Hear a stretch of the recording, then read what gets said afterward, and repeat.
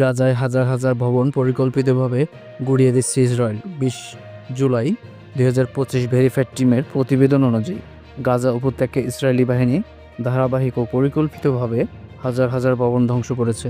Satellite চিত্র ও drone footage, স্থল নজরদারি বিশ্লেষণের মাধ্যমে প্রমাণ মিলেছে যে যুদ্ধক্ষেত্র নয় বরং সাধারণ আবাসিক এলাকা লক্ষ্যবস্তু করা হচ্ছে।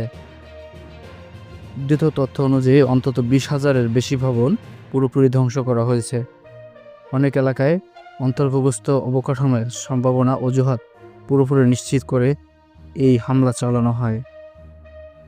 গবেষণা বিশ্লেষণ অনুযায়ী ধ্বংসের ধরন প্রমাণ করে যে ইসরায়েল কৌশলগতভাবে বিস্ফোরণ ঘটিয়ে ভবনগুলো গুঁড়িয়ে দিচ্ছে। কিছু স্থান বিস্ফোরণের পূর্বে ভবন খালি করতে সময় দেওয়া হয়নি, ফলে বহু সাধারণ মানুষ নিহত হয়েছেন। আন্তর্জাতিক মানবাধিকার সংস্থাগুলো এই ধ্বংসস্তূপকে যুদ্ধ অপরাধ হিসেবে বিবেচনা করে দাবি তুলেছে। বেনিফিট গেরমান ম্যাট ভেরিফাইড টিমও প্রতিবেদন তৈরি করেছে, নানা ভিডিও পরমাণু তথ্য বিশ্লেষণ করতে সক্ষম হয়েছে। গাজায় চলমান যুদ্ধ পরিস্থিতি ইতিমধ্যে ভয়াবহ মানবিক সংকট রূপ নিয়েছে।